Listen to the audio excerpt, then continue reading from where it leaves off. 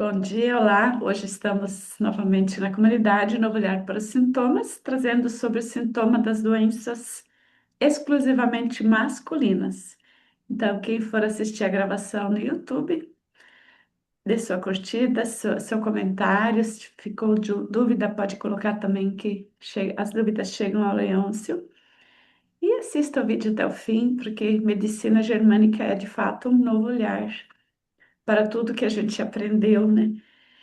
Então, Leôncio, muito bem-vindo também, colegas que estão aqui ao vivo, hoje participando, feriado, né? Sempre é muito bom ter vocês aqui, vocês trazem mais pé no chão para o nosso encontro, vocês trazem as perguntas, as indagações de vocês também, né? Então, Leôncio, está contigo. Ok, obrigado, Silvino. Bom dia para todos. Então, vamos começar a nossa conversa de hoje com as doenças exclusivamente masculinas. Então, uma grande porção dos homens, principalmente na idade mais avançada, tem problema de próstata, né? E dizem as más línguas, né, que não conhecem isso germânica, que uma pessoa com 80 anos, ele vai morrer com câncer de próstata, né? Mas não do câncer de próstata. Então, a próstata é uma glândula que produz aquele líquido branco do sêmen e produz o PSA, né? E aquele líquido branco é alimento para os espermatozoides. E o PSA é um protetor dos espermatozoides no trajeto do espermatozoide que sai das vesículas seminais, passa pela uretra e vai até a vagina, até o útero, né? Até as trompas uterinas para conceber. Então, a próstata serve para isso, né? Para empurrar os espermatozoides com saúde, com alimento, nessa jornada. E se a gente for fazer uma comparação, o tamanho do espermatozoide e o percurso que ele percorre, né, até chegar no óvulo, é uma maratona de uns 100 quilômetros, se fosse do tamanho de um homem, né?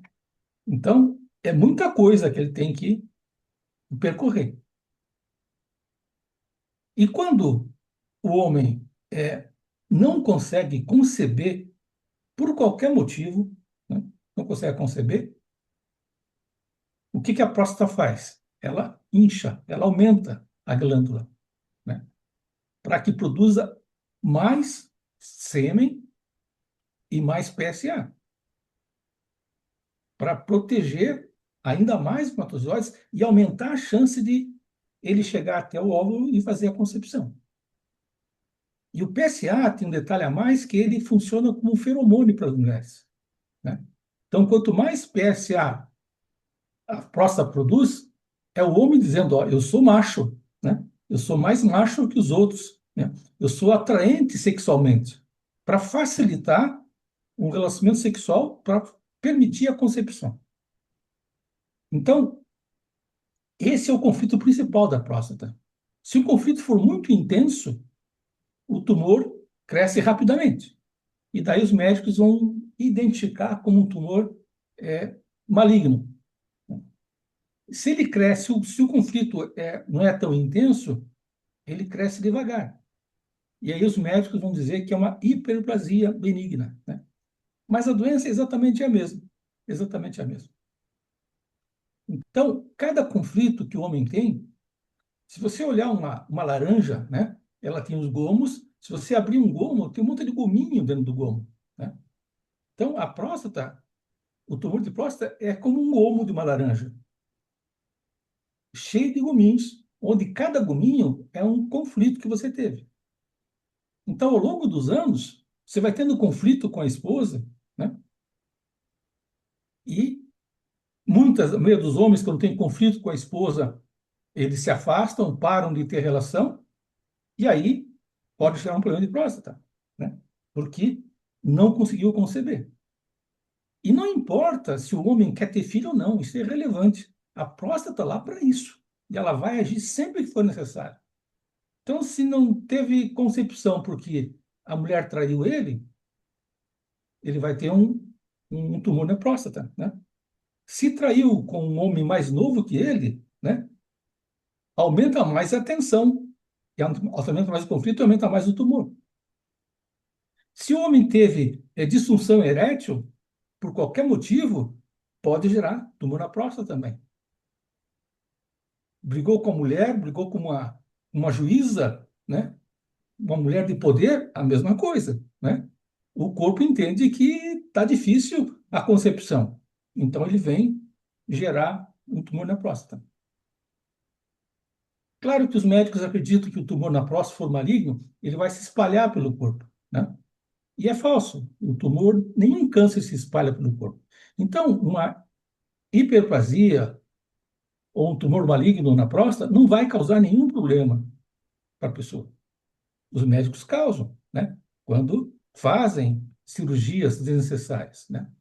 Mas o único problema que um homem com um problema de próstata pode ter é entupimento da uretra, porque a próstata, ela circula a uretra.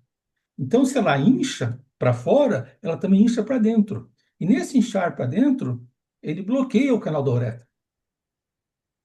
E o contorno para isso é colocar uma sonda, né? Para poder urinar.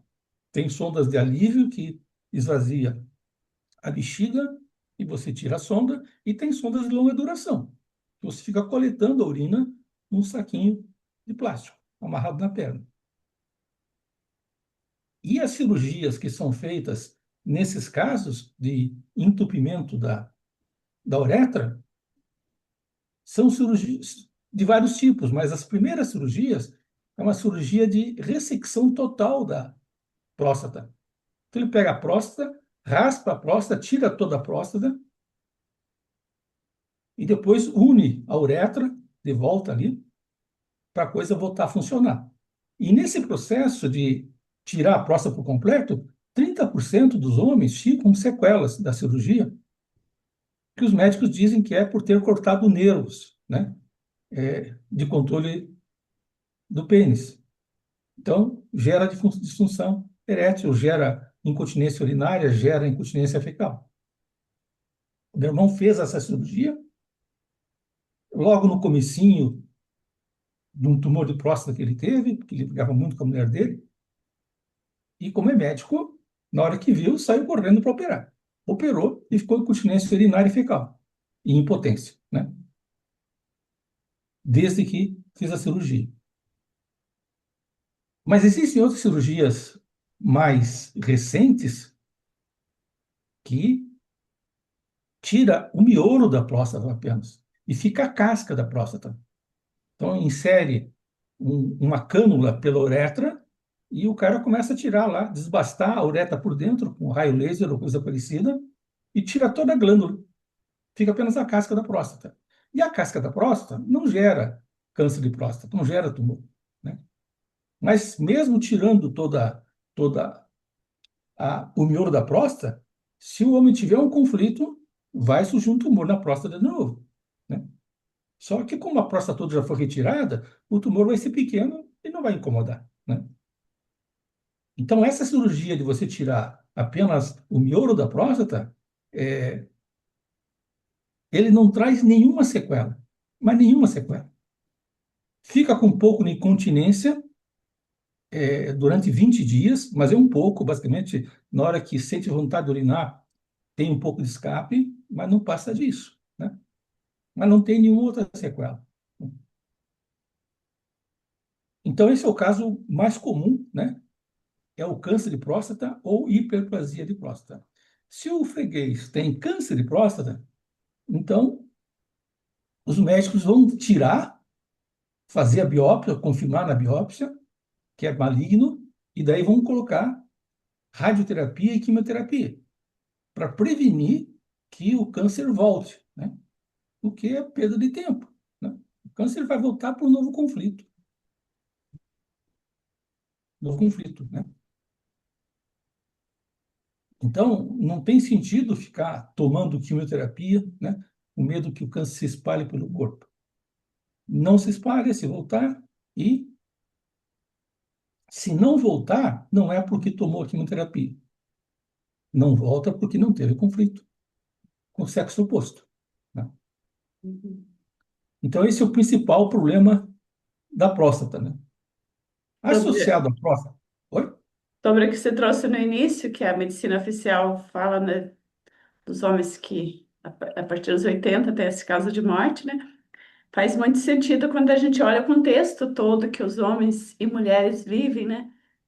A maioria das mulheres quer ser independente, não precisa de homem, automaticamente o homem vive conflitos psicológicos e Sim, emocionais que impactam, né? Então, o quanto a exatamente. gente precisa olhar, nós mulheres também, não que a gente tenha responsabilidade sobre o que que o homem vive, né? Mas para compreender o que se passa na cabeça e no interno de um parceiro quando ele tem esse diagnóstico, né? O quanto ele tem marcação de território por trás disso, né? De não poder Tem. conceber. E a marcação do território, ela ocorre, né, afetando os dutos ejaculatórios, né, É, e os dutos prostáticos, né? Então, o conflito que vem ali também nos dutos prostáticos, inclusive a uretra, né, que é a infecção urinária, né, o infecção dos dutos, é o conflito de não poder ejacular, né? Se o homem conclui que não pode ejacular, ele vai afetar os dutos ejaculatórios, né? é. E vai bloquear, e vai bloquear a uretra. Eu tratei de um cara que tinha infecção urinária, tinha que usar sonda para poder urinar, por problema de. Ele não tinha problema de próstata, mas ele tinha problema de infecção urinária que afetava a uretra. Uhum. Então, ulcera a uretra, depois regenera, e quando regenera, inflama, e quando inflama, fecha a uretra, né? Aí eu tratei esse cara e ele continuou com a urina bloqueada, né? Aí eu fui atrás de ver que outras coisas podiam bloquear a uretra, e era o conflito de não poder ejacular, que também afeta a uretra e os dutos extracorpóreos da mesma maneira. Ulcera, depois regenera inflamando. Inflamando, bloqueia. Aí É. perguntei para ele se tinha tido esse conflito. Ele falou, tem, eu tive sim, né? Aí tratei o conflito e ele voltou a urinar normalmente, sem precisar de sonda, né? Então, quando viram ele lá urinando, a família ficou feliz da vida, né? Porque ele estava com esse problema fazia tempo, né? Então, a, a, a marcação do território também afeta a uretra, né? A E é uma marcação infecção. e a perca de território no sentido que você explicou antes, né? Não poder conceber, né? Seu marido perde a esposa no caso de morte, Aí, se ele perde a esposa no caso de morte, ele vai ter um conflito nos testículos, né? que também Então, vai o dar problema na testículo, próstata depois, junto, não, não? Mas não. a medicina oficial separa isso? Eu acho que não, né? É. A medicina social as doenças ocorrem por várias razões potenciais, né? Não tem uma visão clara de por que está ocorrendo. Mas quando a pessoa, o homem tem a perda de uma pessoa importante, ele vai afetar o testículo dele, né? Assim como a mulher afeta o ovário. É a mesma doença, né? Então É. começa a ulcerar o testículo com essa ulceração ele diminui de tamanho e diminui a produção de testosterona. Depois, nessas ulcerações, nesse processo de ulceração, ele arde, incha e arde, e depois formam cistos, né? No testículo, assim como formam cistos no ovário. E Hum. esse cisto, ele amadurece por 9 meses, né? E depois de 9 meses, esses cistos viram pedaços do testículo, como se fosse um outro testículo ali, que começa a produzir mais hormônio masculino, mais testosterona, para deixar o homem mais sexualmente atraente, para ele conseguir manter, atrair uma fêmea para manter relação, poder conceber, né? Faz Então, ao sentido. mesmo... Agora, Oi? agora, agora trouxe clareza para mim. Faz sentido. Eu atendi um homem no ano passado, em setembro, com a situação. A esposa tinha morrido ele foi diagnosticado com câncer de próstata. Só que não era isso que você explicou. Ele era novo, a esposa tinha falecido e ele estava vivendo essa fase de precisar encontrar alguém para substituir. E Uhum. aí, com o câncer, ele se sentiu totalmente impotente. Aí entrou em depressão, né? Então, quanto uma Aí, coisa traz outra, a percepção que a pessoa tem diante de um diagnóstico, como a pessoa percebe a realidade, vai se perdendo no. é. Então, a pessoa perdendo alguém importante, ela pode ter problema de próstata também. Mas se antes da morte ele teve um conflito com a mulher, Culpa? por exemplo, né? Mas teve um conflito com a mulher. Teve um conflito com a mulher, não vai conseguir conceber. Aí a próstata começa a trabalhar, né? Mas se ele não teve conflito com a mulher, vai estar associado ao conflito de perda, né? E às vezes uma situação tem vários conflitos juntos. E cada um deles pode gerar uma doença ou não, depende da percepção da pessoa, né? Então, nem sempre a perda de uma pessoa importante vai gerar ovário policístico ou testículo policístico, né? É. Depende da percepção da pessoa sempre. Agora, no lugar nosso de terapeutas, a maioria dos que estão aqui vem assistir com esse objetivo, né? Então, Leuci, quando a gente recebe alguém que tem esse diagnóstico, câncer de próstata e não tem nada definido onde está. Eu diria assim, acolher essa pessoa aí para ela se sentir mais tranquila nisso que ela está vivendo, já é Uhum. o primeiro passo, né? E Sim. depois, tem alguma linha que você segue? Não sei se você consegue pontuar isso aqui no abstrato. O primeiro é informar a pessoa da real gravidade da doença, né? Que não é nada grave. Então, a minha sugestão para todo mundo que tem doenças é consulta primeiro um terapeuta de germânica, né? Que ele vai dar notícia sem gerar choque na pessoa, sem gerar choque. Os médicos, ó, você está com câncer na próstata. O cara já sobe as paredes com aquele câncer, né? Vou morrer. Aí já começa a ter câncer no pulmão por causa disso, né? Ah, vou morrer e não vou poder ganhar dinheiro para cuidar da minha família. Já vem um câncer no fígado também, né?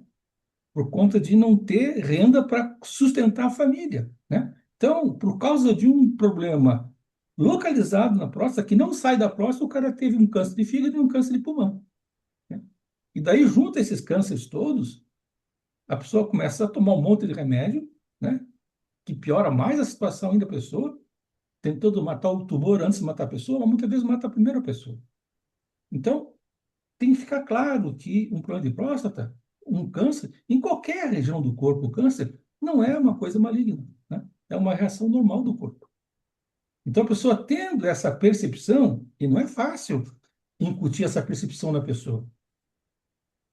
Então, eu dou essa orientação e trato sempre os conflitos que ela teve no diagnóstico, né? No diagnóstico, para ela perder o medo de ter aquela doença, né? E depois que ela perdeu o medo da doença, então dá para localizar o conflito ou os conflitos, né? Normalmente próstata, normalmente tem mais de um conflito, né? Mas pode ser um conflito só também, e tratar o conflito. Tratando o conflito, o tumor vai começar a ser destruído, né? Dentro da próstata, por bactérias, né? E chega um ponto que vai sangrar, né? E a pessoa vai Aí já a expelir, pessoa entra em pânico, nossa, tá deslanchando. está desmanchando, mas pior é que ele vai ejacular sangue, É. né? Aí é o fim da Então, vida, né? Se a aí a pessoa não pessoa, sabe, né? Não se ela não conhece. sabe o que está acontecendo, ela vai pensar que está para lá de Bagdá, de tão ruim, né? E não está. Está ocorrendo um processo normal de cura da próstata, né? Daí a próstata, o tumor é destruído e a próstata volta ao normal. Então, a parte de câncer é muito delicada porque as pessoas têm pavor de câncer, de pegar câncer, né? E por que tem pavor? Porque sabe que a maioria dos doentes de câncer morrem com o tratamento feito pela medicina tradicional. Por isso as pessoas têm tanto medo de câncer, né?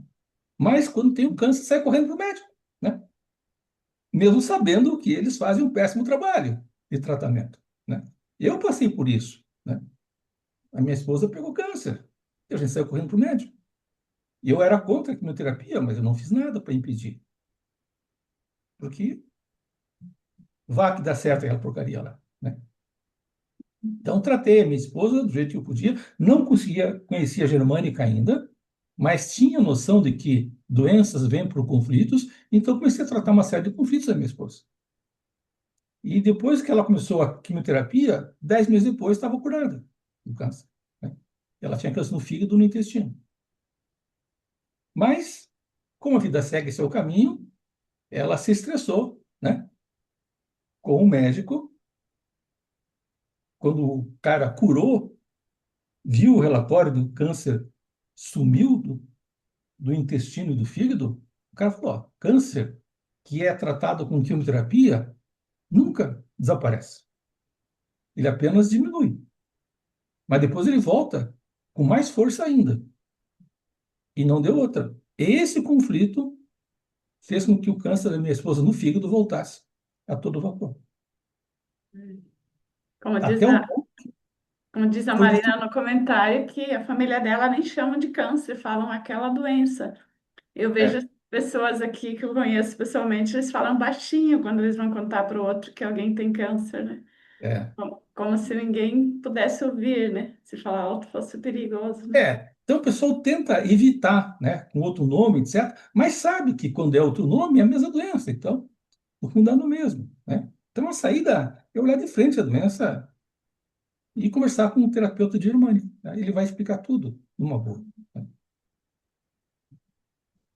Em uma ocasião, tratei uma terapeuta de germânica que tinha osteonecrose nos joelhos. Osteonecrose é câncer no joelho.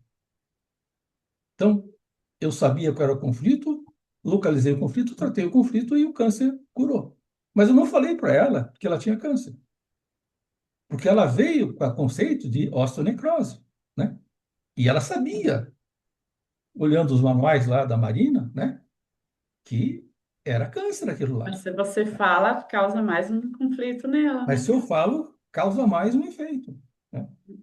2 anos depois, 1 ano depois, ela percebeu que ela tinha câncer, né? Porque ela estava vendo lá uma paciente dela que tinha tido osteonecrose, mas o nome era câncer, porque a mulher tinha um outro câncer, câncer de mama, eu acho. Então, quando a mulher tem câncer de mama e aparece câncer nos ossos, é metástase nos ossos. Então, é câncer de osso metastático. Mas no caso dessa terapeuta, ela tinha osteonecrose, mas não tinha outro câncer. Então, não é câncer, né? É osteonecrose. Então, ela foi tratar aquele paciente e ela percebeu que ela tinha tido câncer. Aí me perguntou: Leôncio, você que não tratou, você tratou câncer? Eu digo, claro, tratei câncer. Mas não falei para você para não ficar assustando você a troco de nada. Mas ela descobriu que tinha tido câncer, mas já estava curado o câncer dela quando descobriu, então não teve nenhum impacto. Então é isso. Então esse é o tema da próstata, né? Então tem a próstata, tem o duto prostático, né? E tem o testículo também, que é a única doença do testículo é essa, né? É ulceração, né?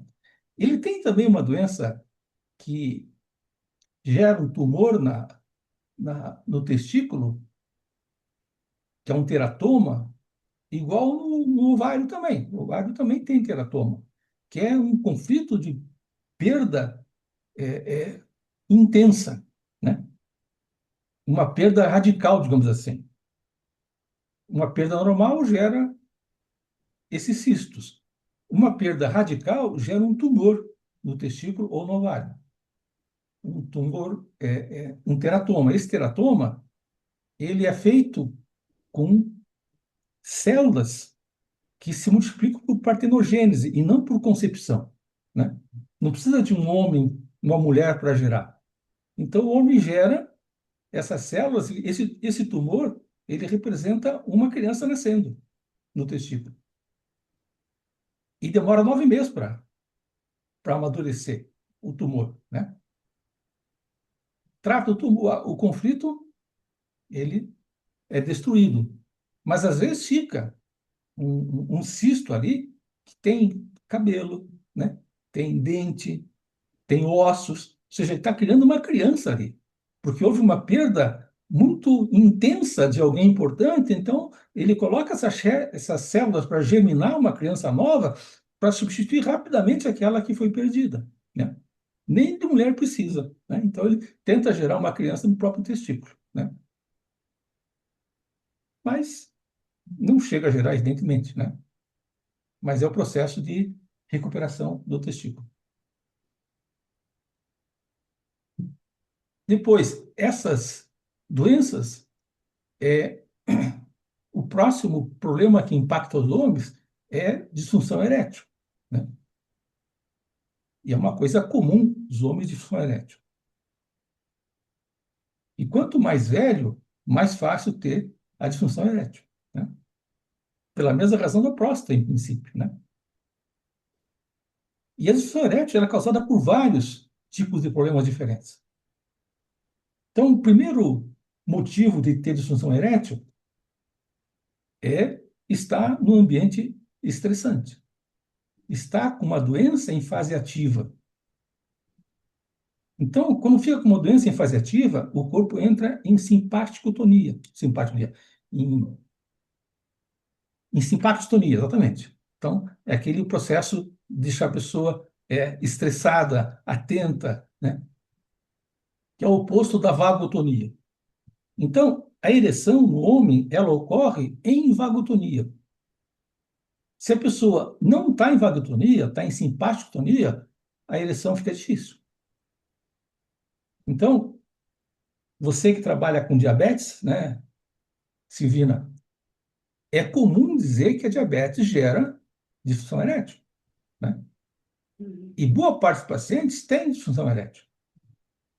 Mas a diabetes é uma doença difícil de tratar, porque a pessoa com diabetes é aquele conflito de resistência, né? O nojo-resistência. E a resistência está na postura do doente diabético, de não se posicionar. Então, ao não se posicionar, uma nova doença de diabetes vem. Por isso a diabetes vai crescendo ao longo do tempo. Os conflitos vão se acumulando. E mais tempo a pessoa passa em simpaticotonia. E estando em simpaticotonia, não tem ereção, né? Um homem assustado, correndo de um ladrão, não tem nenhuma ereção, não pode ter ereção ali. Se, E se, aqui se, fica difícil alguém identificar, por exemplo, tanto o terapeuta, tanto a pessoa que está vivendo isso, né? Fica difícil identificar você está com uma doença em fase ativa, tá? Mas se a doença não tem sintoma em fase ativa, grande parte não tem sintoma, a pessoa não sabe. sim, Só que a é, pessoa tem muita ansiedade, a pessoa não consegue dormir, isso. e aí localizar que doença é essa em fase ativa? Como a gente faria isso? Como a gente... A única saída, se você tiver algum pedacinho de sintoma, você consegue o fio da meada e sair atrás. Mas se não tem nenhum sintoma, é testar conflitos, né? É testar a presença de conflitos ativos na pessoa. Aí, nesse caso, a pessoa que está com sintoma precisa querer se Curar, ajudar, e sim. ter paciência e continuar buscando, né? Então, um homem que É. tem início de disfunção erétil, eu trabalhei com fitoterapia e era a gente trabalhava em dupla, né? E como ele era um homem que atendia, vinha muitos homens buscar ajuda, isso 25, 30 anos atrás, né? Uhum. Muitos homens vinham buscar ajuda e ele já orientava nesse sentido, para cuidar vários aspectos, para a pessoa mesmo pescar, né, do que estava por trás, o que estava causando, né? E É. então ele já orientava nessa linha, né? Então isso faz muito sentido para mim também, porque senão vou dizer não tem cura, né? Só remédio que resolve. E remédio não E, resolve, né? e não resolve, né? É Homogeneidade um não caminho bem resolve. perigoso isso, né? É. Então, esse problema de estar doente, né, em fase ativa, isso faz com que não haja ereção, né? Ou não haja nenhuma ereção, ou não haja ereção completa. E isso explica, na minha cabeça, por que que o diabético é sim. tido como uma pessoa que tem disfunção erétil por causa da diabetes, né? Porque a pessoa diabética está em guerra, ela não está disponível para criar filhos, Sim, para desenvolver família, ela está em guerra com o mundo, né? exatamente, né? Então, se a pessoa começa a se posicionar corretamente na vida dela, a diabetes começa a diminuir, né? Porque os conflitos começam a ficar irrelevantes, entra em resolução, né? Sim, Mas a gente tem um monte de conflitos no meio do caminho, né? De um diabético ou de um cara com próstata, né? Com hiperplasia de próstata. Então, esse é um fato que deixa a pessoa com um problema de ereção. Outro motivo é baixa testosterona, né? E baixa testosterona vem de 5 razões distintas. A primeira razão é câncer no testículo, né? Que ulcera o testículo, diminui o tamanho e diminui a produção de testosterona. Não tendo testosterona em volume suficiente, o homem não tem libido ativa e, mesmo que tente ter ereção, não consegue ter uma ereção completa. E as outras 4 razões são conflitos que afetam o lobo temporal direito, né? Que são as doenças territoriais do lado direito. Porque o lado direito, cérebro, tanto do homem quanto da mulher, regula a produção de testosterona. O lado esquerdo regula a produção de hormônio feminino, né? Então, o homem destro, ele tendo afetado o seu pulmão, bronquite, por exemplo, ou as artérias coronárias, que é perda territorial, bronquite é medo territorial, afetado com gastrite, gastrite é raiva territorial e marcação do território, né? Que afeta a bexiga, basicamente. Então, esses conflitos, como eles afetam o lado direito do lobo temporal direito, né? O lado direito o lobo temporal direito, e no lobo temporal direito tem a parte do cérebro que controla esses 4 órgãos, né? Então, aqui controla, nessa região, controla o pulmão, os brônquios do pulmão, não os alvéolos, os brônquios. Aqui controla a artéria coronária. Aqui fica o controle da gastrite, né? Dos dutos biliares, dutos pancreáticos, vesícula biliar. E aqui atrás, o controle da pelve renal, dos ureteres, uretra e bexiga, que é a marcação do território. Então, o homem tendo qualquer doença controlada por essas 4 regiões aqui, ele vai ter uma redução do hormônio masculino. Ele vai ficar mais afeminado, né? Mas mais afeminado não é boiola, né?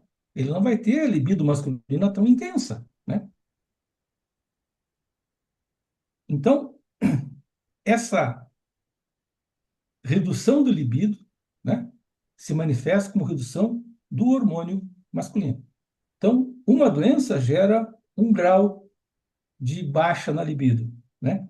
2 doenças simultâneas gera 2 graus, né? 3 doenças, 3 graus. 4 doenças, 4 graus, né? Aí fica mais intensa.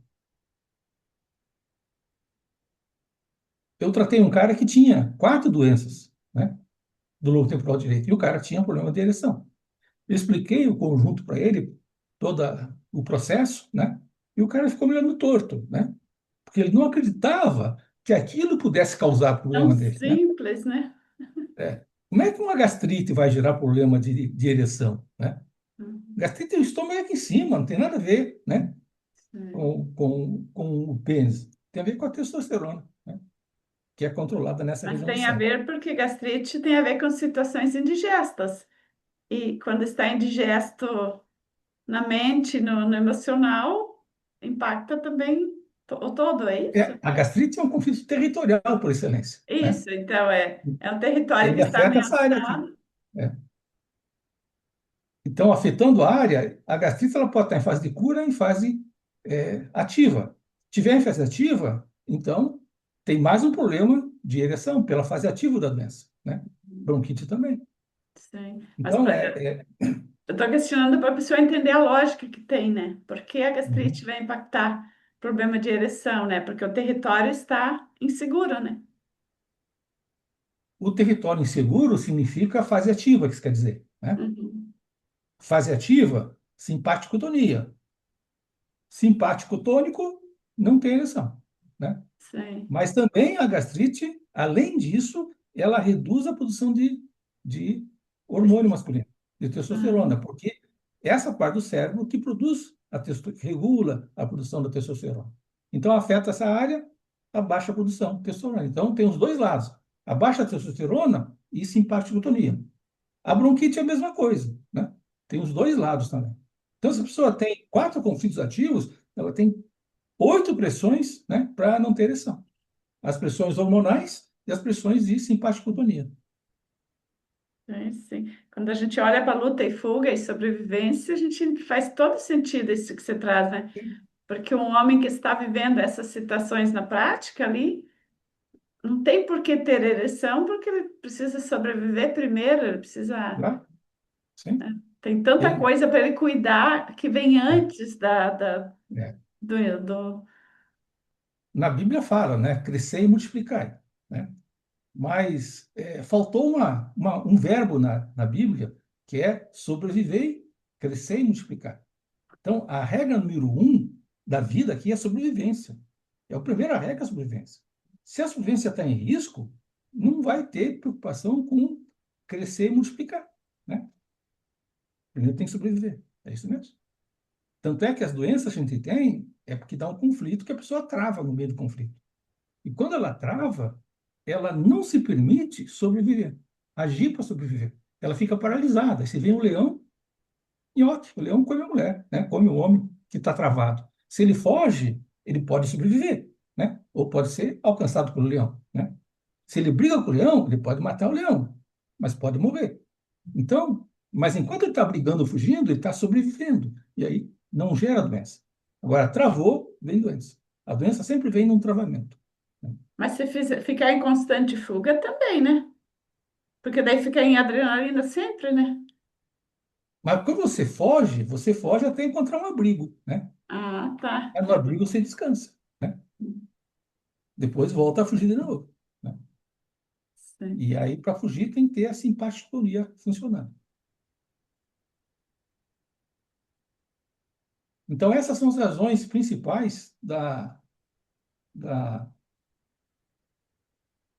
disfunção erétil. Tem outra característica da disfunção erétil, que é o homem se autodesvalorizar na região sexual, né? No pênis, né? Achar o pênis muito pequeno, por exemplo.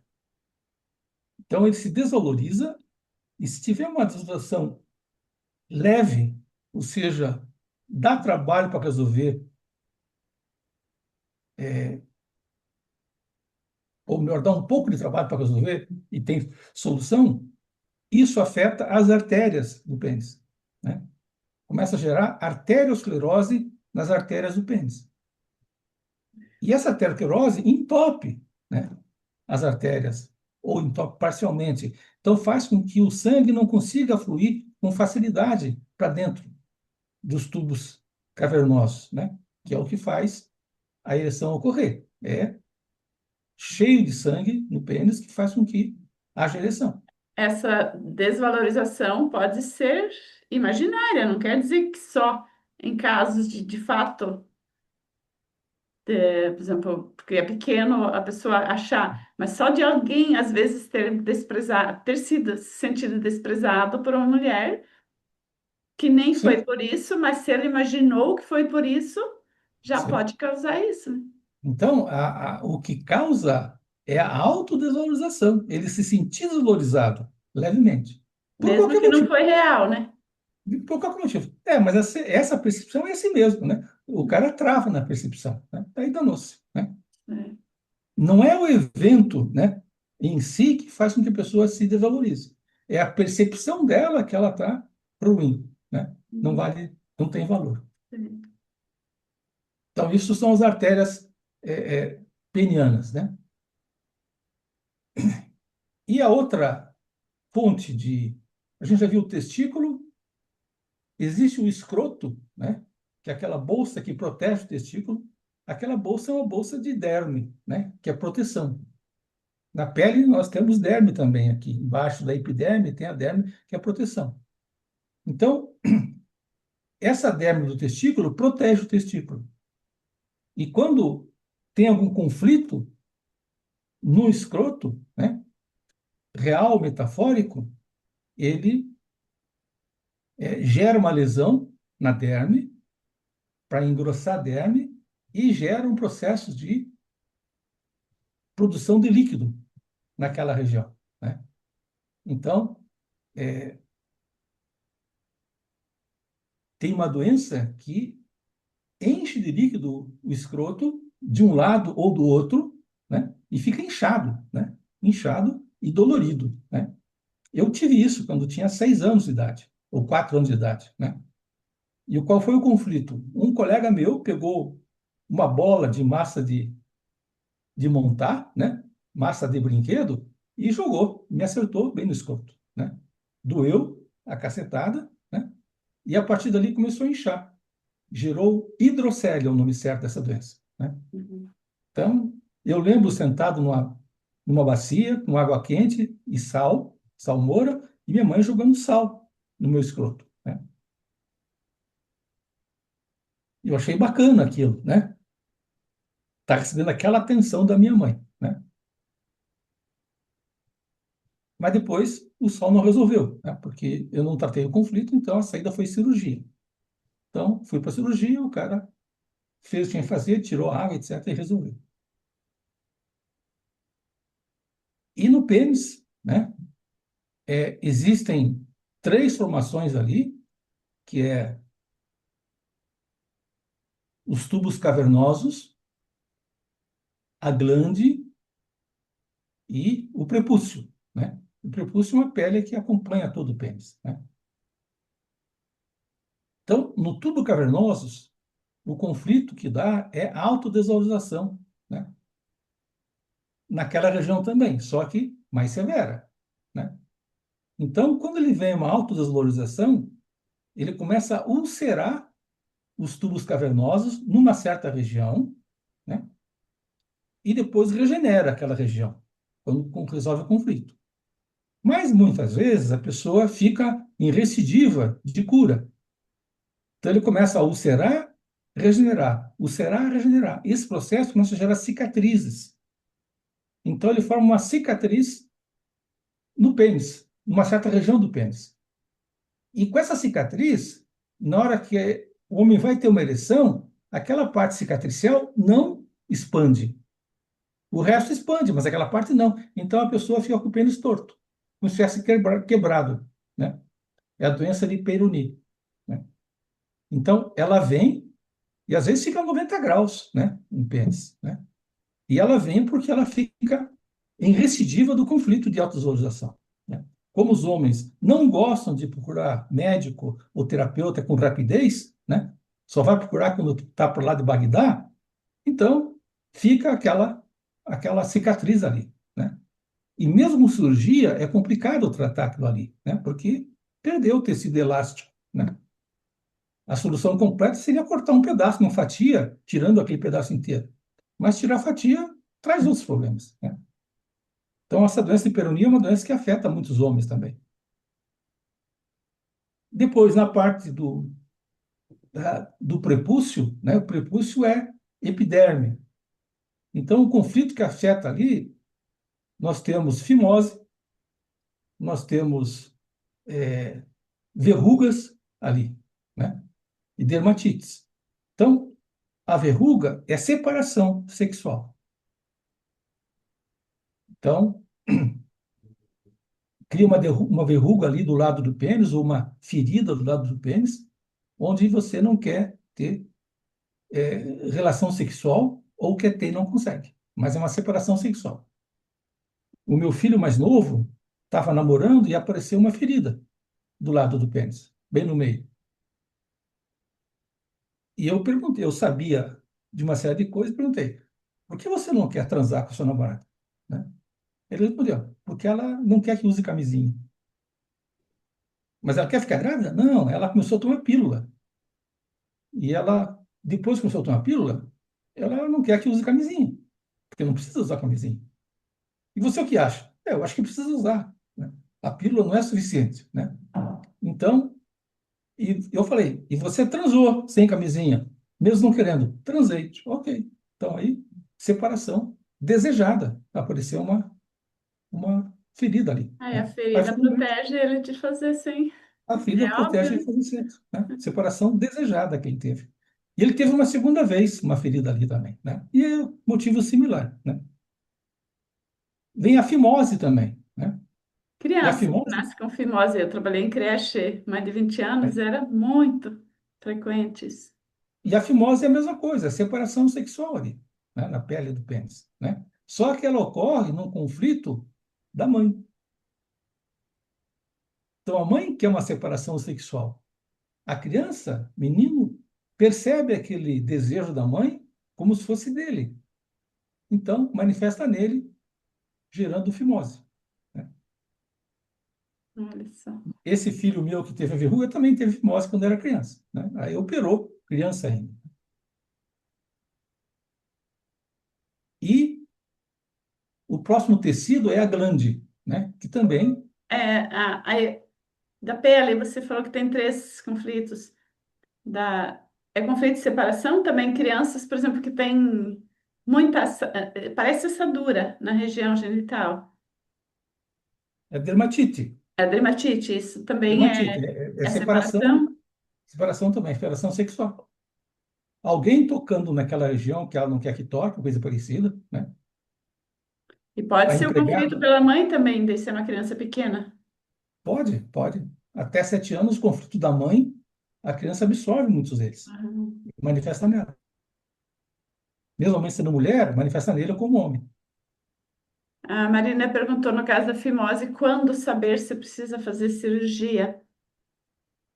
É a criança, é o estado do pênis. Se a criança não puder puxar o prepúcio para trás, é bom fazer cirurgia, né? Que vai incomodar a vida dela o tempo todo. E quanto mais tempo passa, a criança forçando o prepúcio na marra, ele começa a lacerar o prepúcio e formar cicatrizes, e as cicatrizes pressionam mais ainda, E né? vai dar mais conflito ainda, né? Gera mais dor no processo da fimose, fica uma fimose mais intensa, né? Então, assim que puder operar, é bom operar, né? Aí o judeu opera isso rapidinho, né? Sempre nasceu a criança, já faz cirurgia de fimose no pé, né? No seco, né? Que diz que a criança novinha não sente dor, né? É porque não é no deles, né? Então, na epiderme, né? No prepúcio, é tudo conflito de separação, né? Várias doenças, mas conflito de separação. Então, tem dermatite, tem é, verrugas e tem fimose. E na glande, tem duas doenças na glande, né?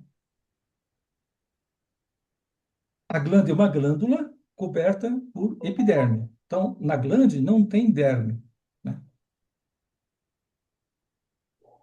Não tendo derme, não tem melanoma ali. Então, uma doença é doença de separação, pode afetar uma dermatite na glande também, como no prepúcio, né? Que afeta a epiderme. Ele pode afetar a própria glande, né? Conflito de separação também, né? Sexual, mais intenso, que ulcera a glande e depois regenera. Quando ulcera a glande fica sensível, muito sensível, né? Dolorida. Depois, na regeneração, ela fica hipossensível e resolve o assunto. Se ficar em crise de recidiva, a doença não termina nunca, né? Fica sempre com a dermatite. O outro conflito comum nos homens é um conflito dele não conseguir penetrar a parceira, por algum motivo, né? Ou falta de lubrificação, né? Ou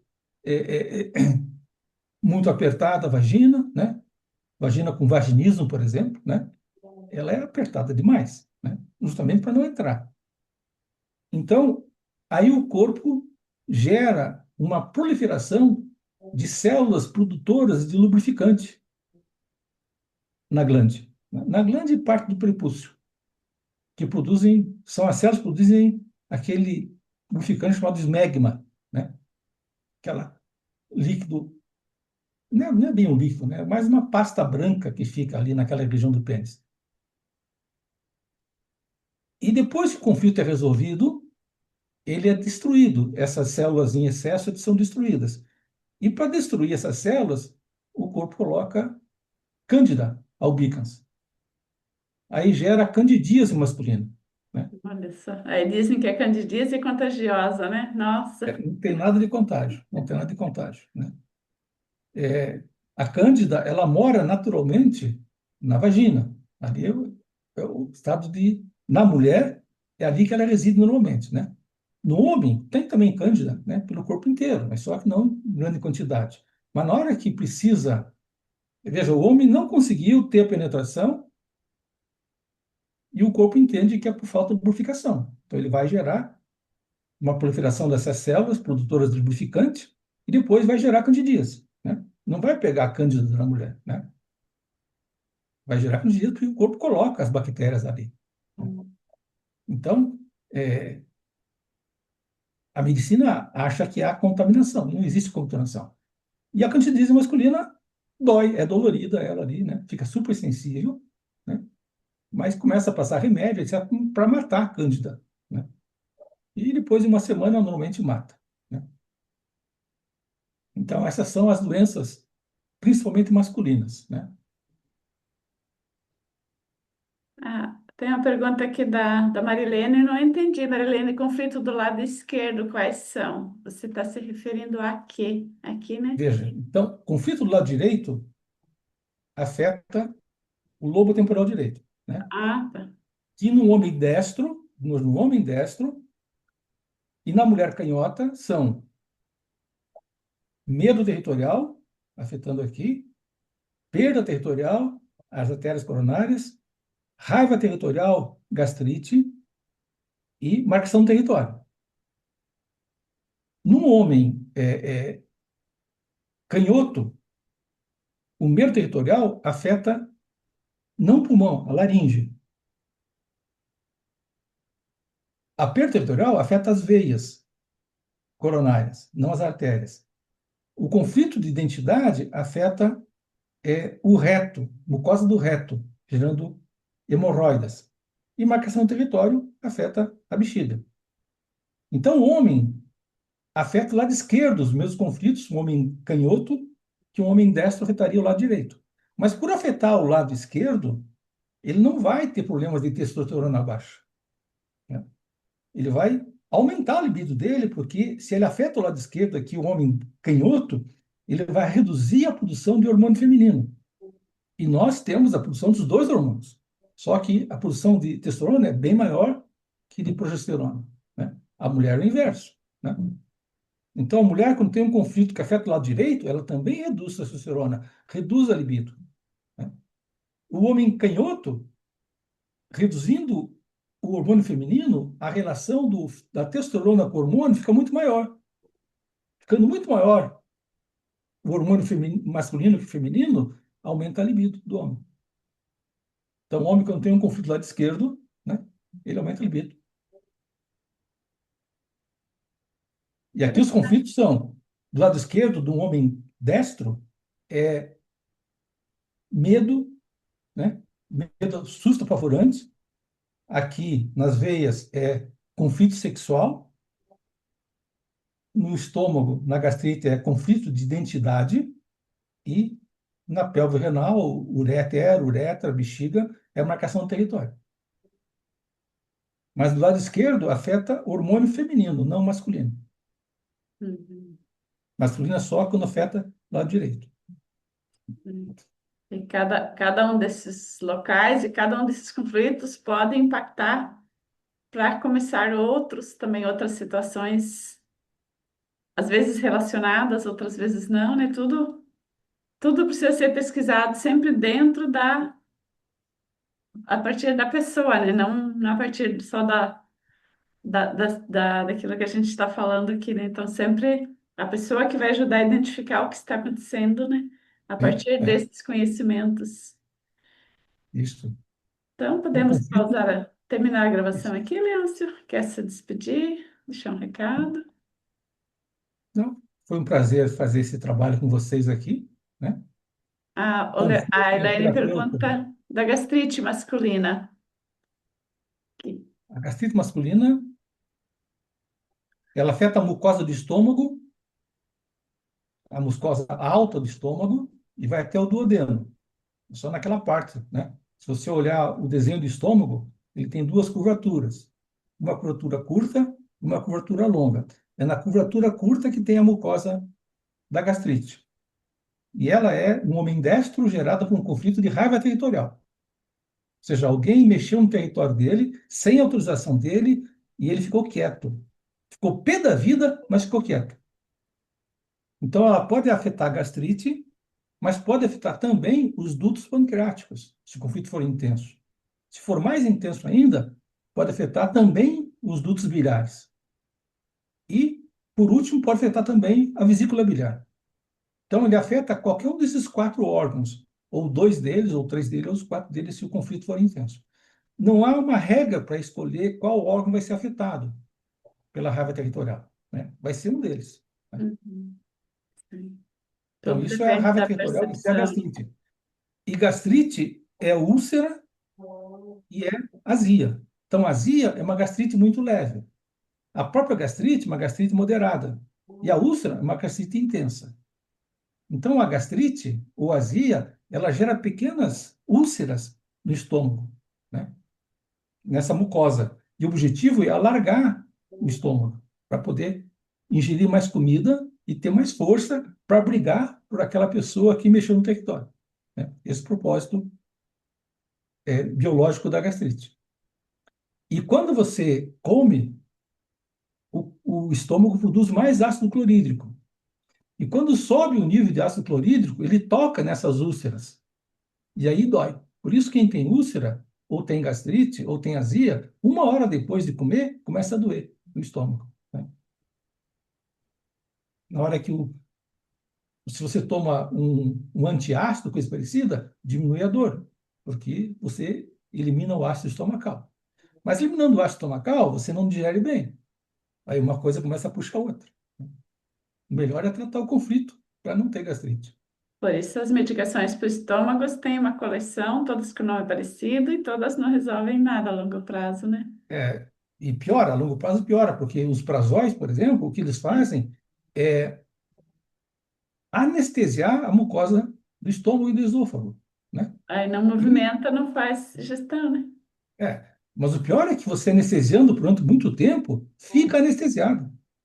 Aí você tem um problema no estômago e não percebe nada, né? E tem um detalhe na azia, na gastrite e na úlcera. Quando você tem essa doença, o esfíncter que separa o esôfago do estômago, ele fica aberto, que normalmente ele fica fechado, né? Passa a comida, ele fecha. Passa a comida, ele fecha, o ácido não voltar para o esôfago. Mas quando está com gastrite, ou azia, ou úlcera, esse esfíncter fica sempre aberto. E vai ficar aberto até curar a doença, né? Mesmo na fase de cura, permanece aberto. Aí, o ácido clorídrico sobe pelo esôfago, queima o esôfago. É o que dá essa azia, essa queimação, é o ácido clorídrico subindo. E está dormindo, ele escorre pelo esôfago acima até sair na garganta. Aí queima a garganta, dá aquele sabor amargo na garganta, né? É o refluxo surgindo, subindo, né? É, seria por situações, que nem você falou antes, situações indigestas, tudo Não aquilo é indigesta, é raiva é territorial, raiva né? territorial. Isso. Raiva territorial. O indigesto também afeta o estômago, mas não afeta aquela parte de cima da mucosa. Ela afeta a mucosa do resto do estômago, daquela parte maior do estômago. Ali surge um tumor, né? Surge um tumor para poder digerir melhor. Certo. Ah, aqui tem. O nosso horário já acabou, Leôncio. Não sei se tu quer continuar respondendo perguntas. Posso continuar respondendo, não tem Eu problema. tenho, eu vou atender daqui a 10 minutos, ainda temos uns minutos, Tá. então. Por exemplo, explicação para gastrite é válida também para mulheres. É a mesma coisa. Só que o conflito da mulher destra é conflito de identidade e não raiva vitorial. Se for mulher canhota, é raiva territorial. O conflito de idade também é um conflito territorial, só que é uma indecisão do território, né? Uhum. Aí muitas vezes Então, tem problema de intestino, de reto também associado? não. Não, né? Nem sempre. O conflito de identidade na mulher afeta o estômago, né? No homem, afeta o reto, conflito de idade. E mesmo que a pessoa tenha uma percepção masculina da vida, Se ela tiver uma percepção masculina da vida, a mulher está vendo a vida como homem. Então, o é, conflito de identidade vai afetar a mucosa do reto. E a raiva clitorial vai afetar sim. o estômago. Então sempre tem Os que olhar para conflitos a são, percepção, né? é, os conflitos são parecidos, né? Mas se ela tiver no lado masculino dela, ela vai se comportar como um homem feito de doença, né? Uhum. Ah, exemplos de raiva territorial. Imagina uma criança no jardim de infância brincando com o seu brinquedinho lá, sentado na areia. Aí vem outra criança, pega o brinquedo e sai correndo, né? E a criança fica ali sentada, chorando, né? Porque o outro é grandão. Então não vai brigar com o outro. Então ela fica com raiva, mas não age, né? Aquilo é raiva territorial. Reprimida é aquela que se deita no meio do mercado e esperneia, também é raiva territorial, né? Aquilo ela não piti, na verdade, né? Mas pode pensar que é uma raiva territorial também. Na verdade, ela não foi obedecida no que ela queria, né? Ela queria um doce, a mãe não quis dar, ela começa a fazer aquele piti, aquilo é uma chantagem, na verdade, que ela está Mas tendo. é um território que ela não conseguiu, né? Sim, pode dizer que sim. É, Mas ele o mais é a chantagem. Ela não vai ficar doente por causa daquilo. sim, Ela vai sim. deixar a mãe doente. Só para concluir, tem a pergunta da Marina. Sei que o tema é doenças masculinas, mas poderia explicar sobre o glucagon. Os homens também têm esse conflito. Glucagon é diabetes, né? Então, o que que é o glucagon? O glucagon é um hormônio que faz aumentar a glicemia, faz com que o fígado produza glicose e joga essa glicose no sangue. A insulina, ela reduz a glicemia.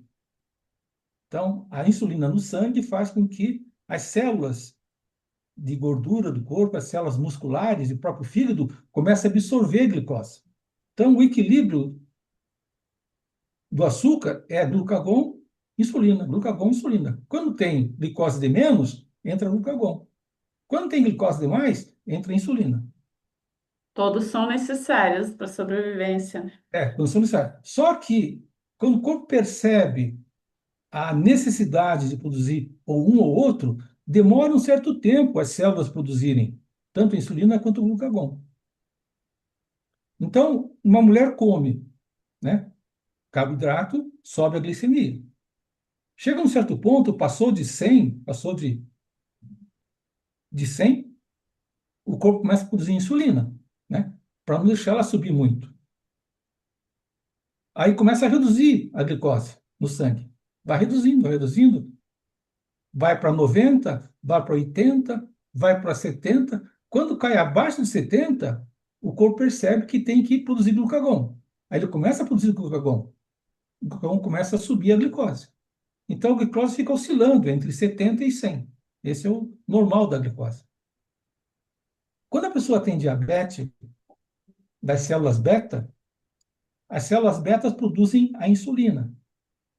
E quando vem a diabetes por resistência, essas células beta param de produzir tanta insulina. Elas não são estragadas, elas não são destruídas as células. Elas apenas param de produzir, ficam dormindo, né? Pode ficar dormindo por 30 anos até, mas fica dormindo. E se forem acordadas, volta a produzir insulina. Então, isso gera o diabetes tipo 2, né? E comer um pouquinho de carboidrato, a glicose sobe e não baixa, né? Tem que tomar insulina ou coisa parecida lá para reduzir a glicose. Mas daí a glicose está reduzindo e baixa de 70. Quando baixa de 70, o pâncreas, as células alfa, começa a produzir glucagon. Mas se a pessoa tem um conflito de nojo, né, e resistência também, né? Nojo, repulsa, afeta as células alfa.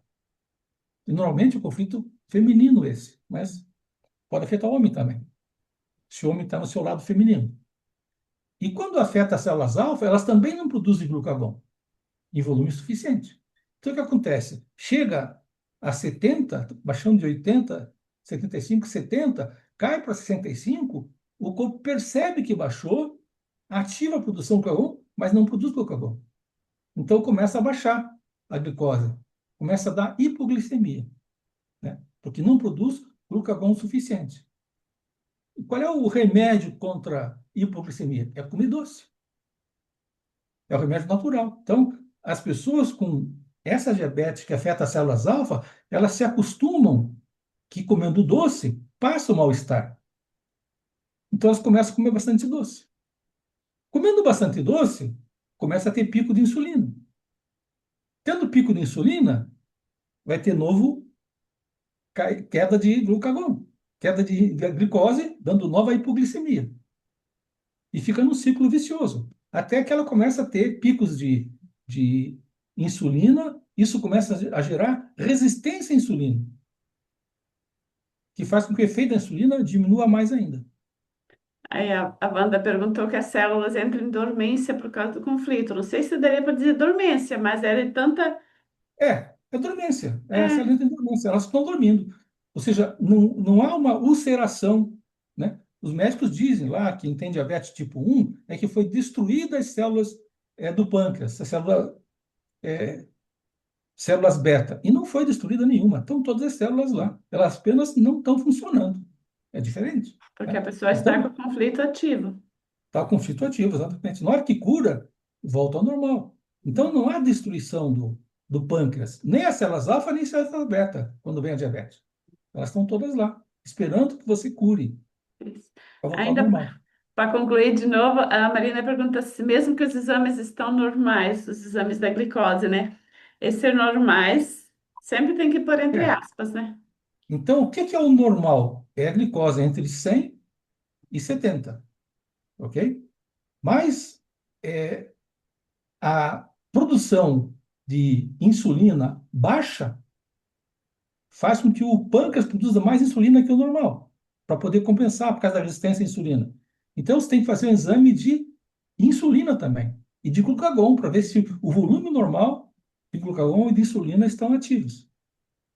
Aí você consegue ver se a pessoa tem diabetes. E a pessoa pode ter diabetes, mas não está aparecendo glicose alta, que tem bastante insulina, e É, não tem oficialmente, resistência. 52% das pessoas morrem de diabetes sem saber que tem. É, Assim, é, é. então Então, é por falta de exames mesmo, né? falta exames completos para isso. Exatamente. Então, o pessoal vê lá, apareceu glicose a 95, então não tem diabetes, né? Mas pode ter Sim. diabetes, né? Só que não se manifestou ainda num desequilíbrio da glicose, mas com o tempo se manifesta.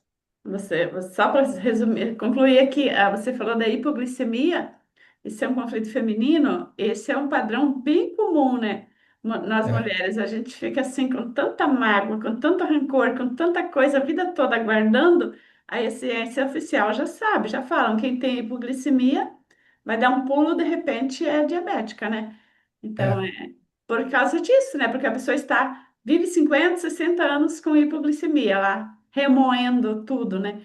E aí o glucagon não fabrica, o corpo não fabrica é, o glucagon. Aí é, na fase da menopausa, a pessoa a raiva toma conta, todos os outros conflitos vêm à tona e aquilo sucumbe, a parte do cérebro muda e aí a pessoa se torna diabética de repente, do nada, né? Sempre estava é, abaixo de 70, de repente foi para 150, 200 e não bate mais, né? Então, isso tem muito mito que a medicina germânica explica claramente tudo isso que você sim. trouxe aqui, Leôncio, né? Faz todo sentido. Essa foi a minha trajetória também, né? A vida inteira Uhum, com pressão baixa, com falta de glicose. Precisava comer doce sempre, né? Porque eu não tinha glicose no sangue, né? E de repente diabética, né? Do nada. Então, a gente olhar para isso e não acreditar em tanta meia-verdade que contam, né? A gente consegue evitar muitas doenças que dizem incuráveis, né? Depois. né? E Nossa, nosso deixa a horário vida muito aqui. mais leve, né? É isso, a gente consegue viver nossa vida de verdade, né? Não ficar se É, escondendo atrás de tanta coisa. Leôncia, você exatamente. trouxe muita coisa importante aqui, muito agradecida. Passamos do horário, mas o Zoom permite isso, né? Então, os homens que assistiram até o final, aproveita esse conhecimento. E não é uma, assim, assisti uma vez, não entendi nada e pronto, não, é porque não funciona. Não, é porque precisa profundidade, né? Que a gente não consegue tratar cada caso específico. Então, busque ajuda, chame a Leôncia, aqui embaixo do vídeo eu vou colocar o contato dele. Chame alguém da medicina germânica que ajude a entender o que falta se você identificou algo nesse sentido na tua história. Para não deixar a coisa piorar, né? Por problema de diagnóstico mal feito. Isso.